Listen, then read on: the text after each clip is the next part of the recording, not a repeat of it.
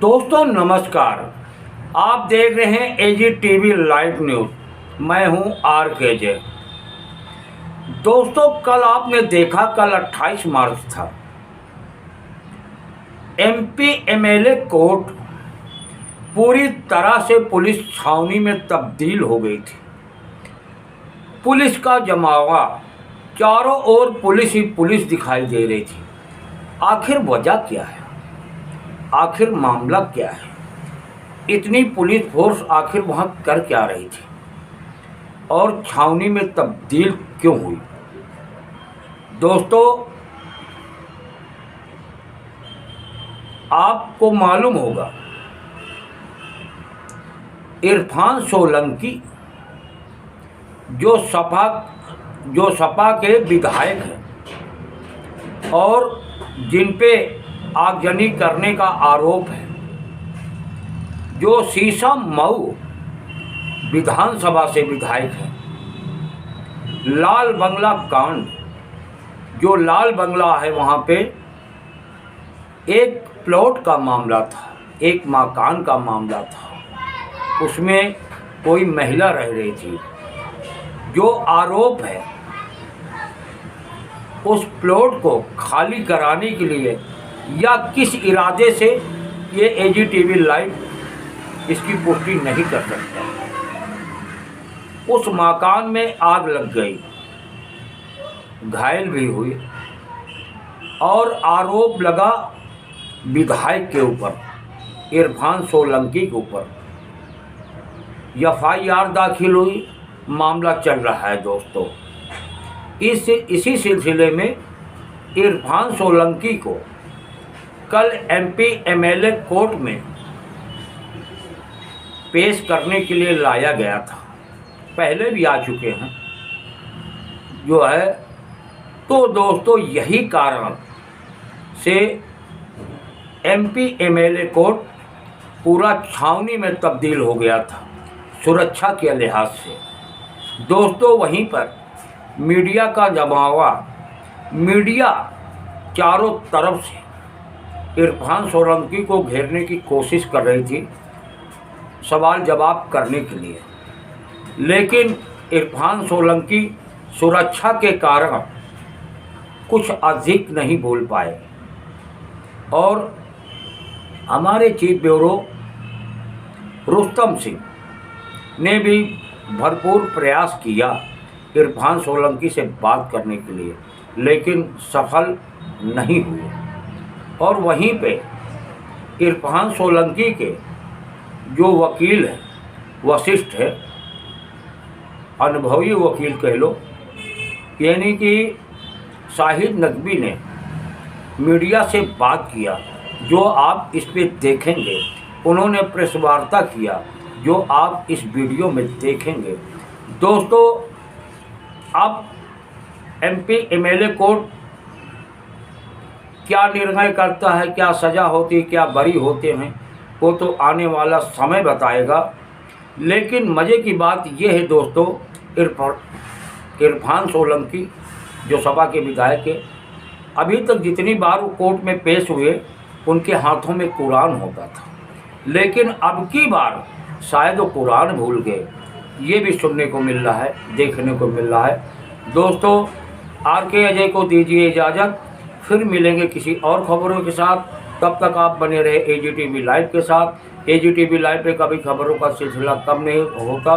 दोस्तों चैनल को लाइक करें, शेयर करें, सब्सक्राइब जरूर करें, जिससे कि हर सच्ची खबर सीधे आप तक पहुँचे। देखिए चीफ ब्यूरो रुस्तम खान की एक रिपोर्ट आगे।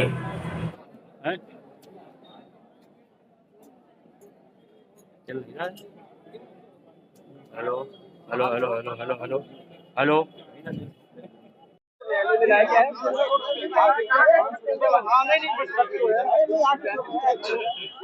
न्यायालय जाएंगे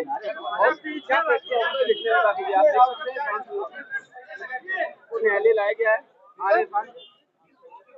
इरफान कुछ बोलेंगे? इरफान, आज फैसला आना है, क्या क्या कहना है? आपकी जीत होगी इंशाल्लाह। मतलब आप मानते हैं कि आपकी जीत होगी, क्या कहना चाहते हैं, कुछ बोलेंगे? तो आप देखिए इरफान सोलंकी का कहना है।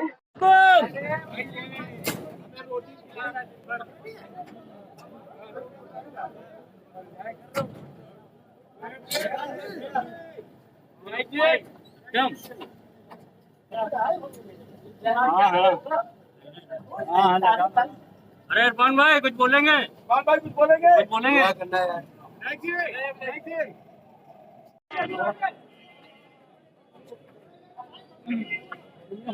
कपड़े लो,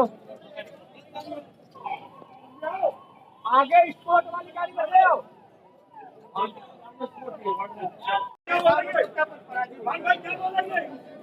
ले जाओ घर ले जाओ।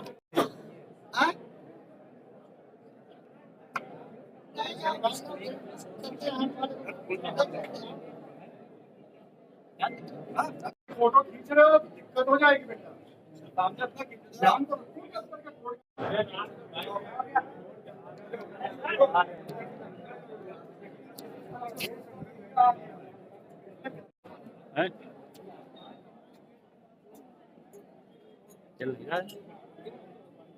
Hello hello hello hello hello hello hello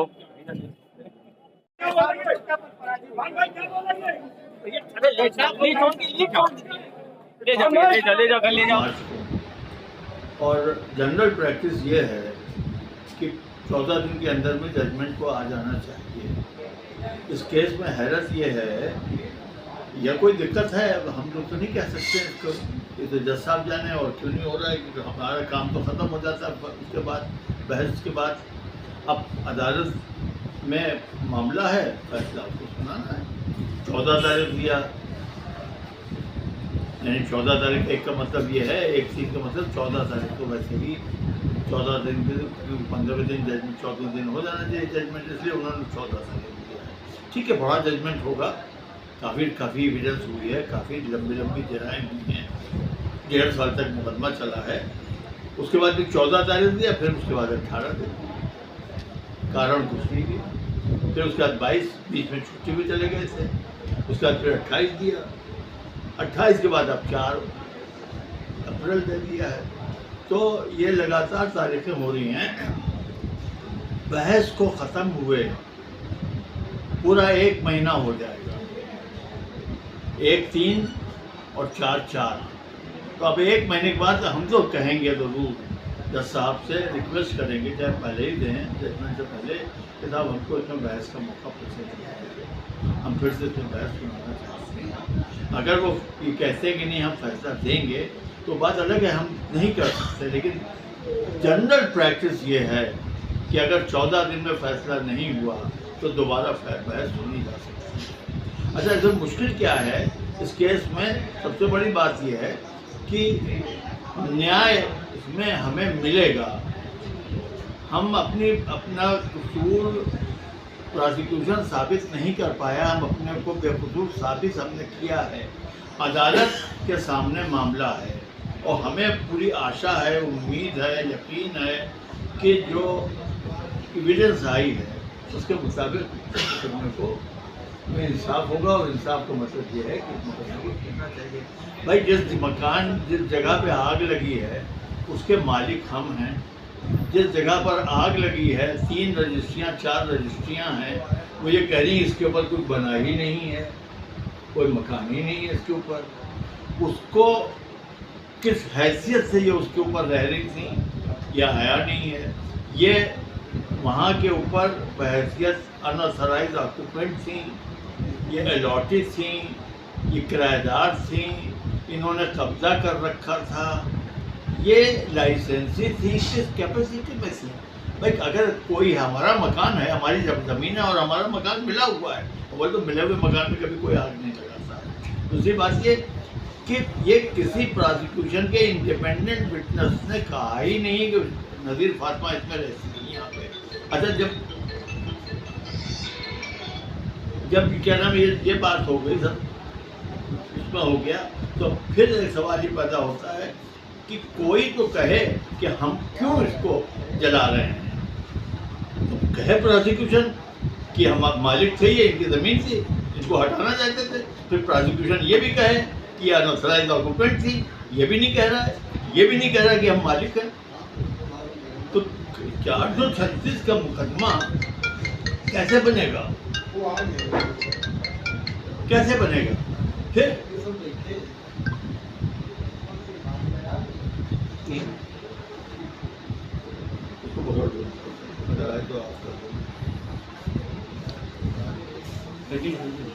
फिर उसके बाद इसमें किसी ने भी आग लगाते हुए नहीं देखा। आग कैसे लगी इसके बारे में कोई बता ही नहीं रहा, कोई गवाह कह नहीं रहा कि आग लगी कैसे। भाई आप लोग तो प्रेस के लोग हो, आप लोग तमाम मामला देखते हो, आपको खुद क्या लग रहा है इसमें कि जब आग लगाते ही किसी ने नहीं देखा तो आप इल्जाम कैसे दे रहे हो? आप ये कहेंगे कि जब आग लगाते नहीं देखा और वहाँ पर कोई है नहीं। आप ये कह रही हैं मुद्दई जो है नज़ीर फातिमा कि हम लोग भाई की शादी में गए थे, उसके बाद जब समझ पकड़ में आ गया मामला पूरा कि भाई की शादी थी ही नहीं, तो कहने की भतीजे की शादी में गए थे। फिर शादी में चले गए थे तो वहाँ से गिफ्ट लाने के लिए भेज दिया था। शमसुल आ गया गवाह, PWC ने शमसुल हसन, उनका लड़का नज़ीर फातिमा, वो आया वहाँ के ऊपर गिफ्ट लेने। तब उसने देखा कि अरे यहाँ तो आग लग रही है, आग लगी हुई है, और उसको मारना शुरू किया सबने। आधे घंटे तक पिटाई होती रही उसकी, न जाने कितने लोग उसको पीट रहे हैं उसी मैदान में, न जाने कितने लोग पीट रहे हैं। और वो उसने जब टेलीफोन किया कि ये आग लगी है, उस वक्त उसने बताया कि लोग हमको मार रहे हैं। उसके बाद जब वो वहाँ से आए हैं लोग 15-20 मिनट, तब तक उसको मार रहे थे। तो भाई हमें तो समझ में नहीं आता कि उसके तो खराज भी नहीं है जिस्म के ऊपर, उसके तो जिस्म पे खराज भी नहीं है। नहीं, कोई भी खराश नहीं। तो अब एक ये बहुत कुछ पॉइंट हैं जिनके पर हम बात कर रहे हैं। पूरे केस की कोई इतनी लंबी बहस नहीं कर सकते, लेकिन जिस तरह से गवाह लिए गए, जिस तरह से गवाह हैं, फिर एक पूरा गिरोह गवाह का जो पुलिस के ट्यूटर्ड, पुलिस के खरीदे हुए, पुलिस के गवाह, जो पेशेवर गवाह, उनको आपने गवाह बना खड़ा कर दिया पब्लिक का, और वो भी अजीब गवाही दे रहे हैं। और वो सब एक गिरोह साबित हो गया उसमें कि ये उस केस में इनके साथ है, वो उस केस में उनके साथ है, वो उस केस में उनके साथ है, वो उस केस में उनके साथ है।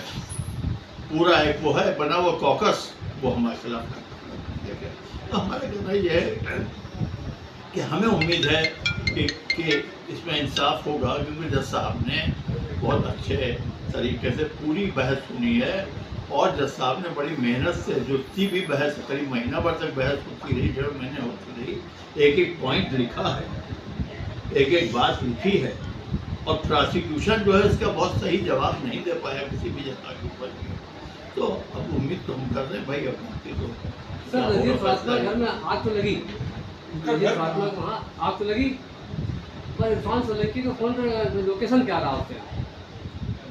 मौके पे थे CDR और DVR जो अहम उसमें भाई मामले में। इरफान, ये आपका सवाल है, इसका मैं जवाब दे रहा हूँ कि इरफान सोलंकी और रिजवान के जो CDR है वो साबित हुई है, पूरी तरीके से। और उसमें रिजवान तो है लखनऊ में, और इरफान जो है जाजमऊ में। अरे क्या नाम है अपने ऑफिस में, यहाँ जो इफ्तिखाराबाद में ऑफिस कहाँ पे है? इफ्तिखाराबाद में है, इफ्तिखाराबाद और जाजमऊ 14-15 किलोमीटर है। इस बीच में और भी इधर उधर मूव किए हैं, लेकिन वो भी सारी फिर कहते हैं इसराइल आटे वाले के यहाँ कॉन्फ्रेंसी की, इसराइल आटे वाले के यहाँ बैठ के साजिश की जा रही थी। मतलब जितने ये जो गवाह हैं जो बैठे हुए हैं वहाँ, उनके सामने हम साजिश करेंगे, अपने दुश्मनों के सामने। वो केस पहले मैं खत्म लिखा चुका है। साजिश का मतलब क्या होता है कि छुप के, और छुप के कहाँ है जो हमारे दुश्मन, उनके सामने हम बात करें, चलो भाई वहाँ आग लगानी चल के, बेकार बात है। सर इरफान सोलंकी जो गवाह थे वो मुकर क्यों गए? इरफान सोलंकी की तरफ से गवाह थे कुछ, तो कोई नहीं मुकर रहा मुकर है। तो ये कहने की बातें हैं। सवाल ये है कि सुप्रीम कोर्ट कहता ये है कि अगर लंच के पहले गवाह ने किसी गवाही दी है, लंच के पहले गवाही दी है और लंच के बाद वो जो गवाही दे चुका है उससे पलट रहा है, तो जो पहले दिया वो मानी जाएगी। इसमें उसने गवाही दी, जो सही बात कही वो उससे कही, उसके बाद दूसरे दिन उसको एडजर्न कराया, दूसरे दिन फिर उसकी गवाही कराई गई, उसने फिर वही बात कही, फिर तीसरे दिन फिर उसको वो पलटा गया। तब जब पलटा गया तो लगता यह है कि वो पुलिस के दबाव में आ गया या प्रोसिक्यूशन के दबाव में आ गया, लेकिन उसने कोई ऐसी खास बात नहीं कही है जिससे कोई नतीजा निकाला जाए। ये कहानी क्या बार बार आ रही है कि पलट गया, गवाह पलटा नहीं होता, क्योंकि ऐसा नहीं है कि उसने कोई अपने उस पहले के स्टेटमेंट से रिजाइन कर गया हो, पहले का स्टेटमेंट बदल दिया हो। नतीजा आप निकालिए, लेकिन नतीजा कुछ भी नहीं निकल रहा। नतीजा ये है कि वो गवाह जो कह रहा है वो सही कह रहा है, कोई भी वहाँ पे नहीं से रिजवान से, और उसको इत्तला दी गई है 112 को, तो पुलिस को क्या आग वाला जो होता है उसको दी गई। हमारे ख्याल से हमने काफ़ी तीसरा सर एविडेंस बता रहे हैं कि इरफान के पक्ष में है, तो फैसला इरफान के पक्ष में आना चाहिए। एविडेंस इससे बता रहा है, तो फैसला इरफान के पक्ष में आएगा क्या? ये तो जो कराइन है, जो एविडेंस है, उसके बारे में डिफेंस के वकील और मुल्ज़िमान और जो बहस के बाद जो पूरा ऑफिस है, लॉयर्स का जो ऑफिस है, वो एक नतीजा करता है, लेकिन असली फैसला तो जज करता है ना, असली फैसला तो जज करता है। तो ये कैसे कहा जा सकता है, लेकिन कि इतना हम ज़रूर कहेंगे इस केस में ख़ास तौर से 2 महीने तक जज साहब ने जो बहस लिखी है उसमें एक एक पॉइंट लिखा है, और इस केस में जज साहब ने जो एविडेंस लिखी है उसमें ये नहीं हुआ कि क्या नाम है जज साहब की डिक्टेशन पर न लिखी गई, सारी गवाही जज साहब की डिक्टेशन पर लिखी गई है। मतलब बिल्कुल जैसे कहना चाहिए लीगली पूरा ट्रायल चला है, कहीं के ऊपर भी कोई इलीगैलिटी नहीं है ट्रायल में, पूरे ट्रायल। तो उसको इस नतीजे से कह सकते हैं। सिर्फ में आधार कार्ड के मामले में क्या कहना चाह रहे हैं? आधार कार्ड जो पुलिस ने पेश किया है कि इरफान सोलंकी ने बनवाए थे आधार कार्ड, उससे क्या लेना देना इस केस से? भैया अभी बंद करो, इस केस से इसका क्या लेना देना? बंद करो।